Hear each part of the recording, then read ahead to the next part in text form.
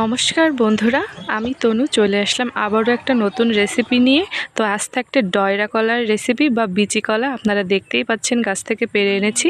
তো বাড়িতে আনার পরে এই যে দেখেন বন্ধুরা, আমার হাতের কি অবস্থা ডয়রা কলাটা কাটার পরে। এই যে দেখেন আমি ওটা সুন্দর করে কেটে নিয়েছি। ডয়রা কলা কাটাও কিন্তু একটা ঝামেলার আছে, মানে একটা সিস্টেমে না পড়লে ওটা কাটতে চায় না। এই যে দেখেন ভেতরে কেমন দানা হয়েছে আর শ্বাসও আছে। কলাটা বেশ ভালোই। আর কিছু আলু দিয়ে দিয়েছি, এই যে দেখেন ছোট ছোট করে আলু কেটে নিয়েছি। গরমে কিন্তু দারুণ হবে এই পাতলা ঝোলটা।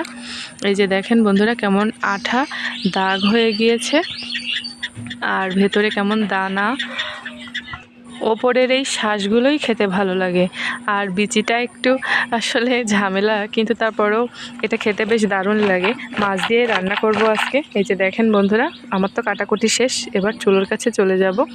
আর একটু পেঁয়াজ আর কাঁচা ঝাল দিয়ে দিয়েছি, মানে একদম গরমে স্বাস্থ্যকর ঝোল রান্না করব বলে কোনো শুকনো ঝাল থাকবে না। আর এই যে দেখেন মাছ নিয়ে নিয়েছি, এটা যে কী মাছ আমার ঠিক জানা নেই, ফ্রিজের ভিতরে ছিল, বের করে দেখছি। এই যে দেখেন আপনারা যদি জানেন তাহলে জেনে যাবেন, আমি আসলে ঠিক বুঝতে পারছি না এটা কী মাছ। তো আজ এই মাছগুলো দিয়েই রান্নাটা করব। এবার চুলোর কাছে চলে এলাম। এই যে দেখেন মাছ ভাজা শুরু করে দিয়েছে। প্রথমেই দুইটা মাথা ভাজতে লেগে গেছি, আর এদিকে ভাত চাপিয়ে দিয়েছি বন্ধুরা আমার। এই আর ভাতের ভিতরে একটু উচ্ছে আর আলু দিয়ে দিয়েছি। আজকে দুপুরে উচ্ছে আর আলু ভাতটা খাবো গরমে, আর খাবো বিচি কলার পাতলা ঝোল, কাঁচা জিরে বাটা দিয়ে ঝোল। তো এই যে দেখেন বন্ধুরা মাছটা তো ভাজা হচ্ছে আর চুলো তো ধরিয়ে দিয়েছি।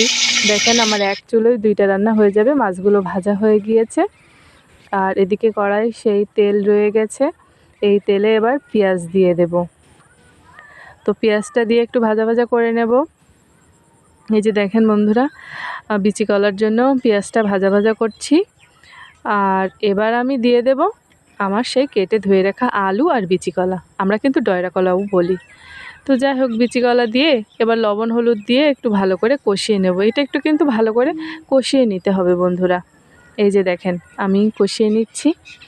তো বন্ধুরা, এই রান্নাটা একদম সিম্পল রান্না, হয়তো ভাবছেন সিম্পল রান্না, তবু আপনাদের সাথে একটু শেয়ার করলাম। এবার একটু জল দিয়ে দিয়েছি, এবার এটা ঢাকা দিয়ে রেখে দেব।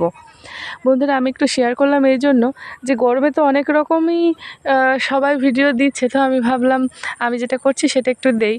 আর আমার কাছে এই রান্নাটা খুব ভালো লাগে, পাতলা পাতলা।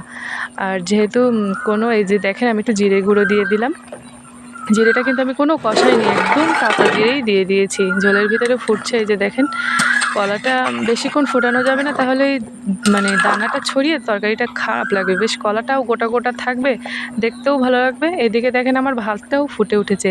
এই চুলায় রান্না করলে আমার বেশ সুবিধা, এদিকে ভাত হয়ে যায়, এদিকে আবার তরকারিও হয়ে যায়। এবার ভাজা মাছগুলো দিয়ে দেবো বন্ধুরা।